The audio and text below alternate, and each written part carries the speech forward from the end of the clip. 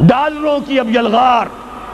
اب یہاں پر امریکی سرمایہ اور ڈالر چاہے مشرق سے آئے چاہے مغرب سے آئے وہ یہودیوں کا اعلی کار ہے. آپ نے اگر $1 نوٹ کا اگر کبھی نقشہ دیکھا ہو، اس کے اوپر جو سگنیا بنا ہوا ہے، جو نشان ہے، وہ کیا ہے؟ پیرامڈ، احرام مصر. یہ کن کے لیے اہمیت رکھتے ہیں؟ ہزارہا یہودیوں کا خون اور ان کی ہڈیاں ان پیرامڈز کے تلے دبی ہوئی. جب یہ احرام بنائے گئے تھے، یہ یہودی وہاں غلامی کے دور میں تھے، بیگار ان سے لی جا رہی تھی. بڑے بڑے پتھر جب گرتے تھے تو پسنے والے یہودی ہوتے تھے. یہ ان کی اپنی جیسے ہولوکاسٹ، جیسے انہوں نے اس کو اپنا سمبل بنایا ہوا ہے، اسی طریقے سے پیرامڈ، مصر کا پیرامڈ، یہ گویا کہ ان کے اس زوال کا ایک نشان ہے. اور اس پر ایک آنکھ بنی ہوئی ہے، ایک آنکھ، کان دجال کی آنکھ، وہ دیکھ رہی ہے. عجیب ہے یہ سمبل.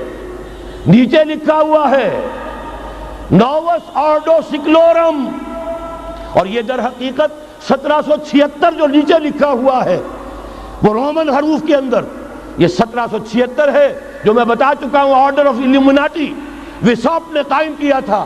عام دنیا یہ سمجھتی ہے کہ شاید یہ امریکہ کا یوم آزادی ہے، سن آزادی ہے. 1 مئی اس آرڈر آف الومناٹی کی تاسیس 1 مئی کو ہوئی ہے. یہ 1 مئی جو منایا جاتا ہے، دھوکہ یہ دیا گیا ہے کہ یہ شکاگو کے جو مزدور ہیں ان کی یادگار ہے. حقیقت میں یہ 1 مئی اور 1776 آرڈر آف دی الومناٹی کی تاسیس کی تاریخ ہے. ڈالر میرے اس دیش کو ناپاک نہ کرنا.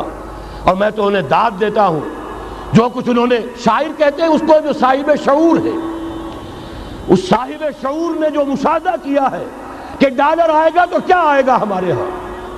میری تو فکر کے اندر رچ بس گیا ہے. پاکستان کے بارے میں جب کہا تھا اے آندھیوں سنبھل کے چلو اس دیار میں، امید کے چراغ جلائے ہوئے ہیں ہم. ہماری امیدوں کے چراغ ہے یہ. اسلام کا گہوارہ بننے والی ملک ہے یہ. اس کو ہم نے قائم کیا تھا اسلام کے لیے. یہ آندھیاں نہ چلیں. اس ملک کو ہم نے اسلام کے چراغ جو ہے ہم نے اس میں روشن کیے ہوئے ہیں. اے آندھیوں سنبھل کے چلو اس دیار میں، امید کے چراغ جلائے ہوئے ہیں ہم.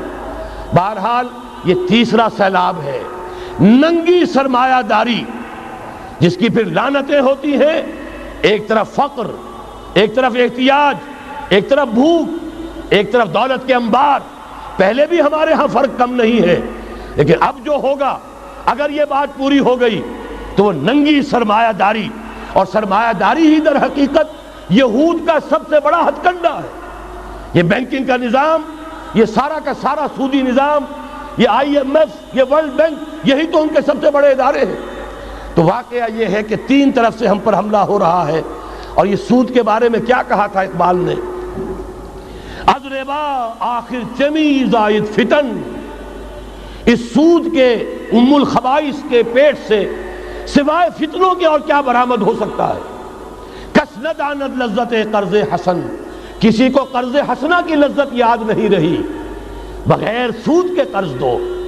تمہارے پاس فاضل رکھا ہوا ہے، کسی بھائی کو دو کہ وہ اپنی معاشی گاڑی کا پہیہ چلا لے، پھر اصل واپس لے لینا. اگر اتنی ہمت نہیں ہے کہ ان تصدقوا فهو خیر لکم، صدقہ ہی کر دو تو سب سے اچھا ہے. دے ہی ڈالو اپنا فاضل سرمایہ. یسألونک ماذا ينفقون قل العفو، مت رکھو اپنے پاس، یہ گندگی ہے. لیکن اگر بڑے ہی کم ہمت ہو تو کم سے کم قرض حسنہ دو، اپنی اصل رقم واپس لینا.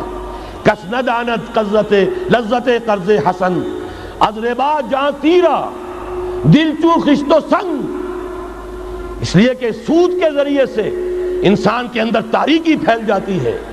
دل جو ہے اینٹ کے مانند، پتھر کے مانند سخت ہو جاتا ہے، کٹھور.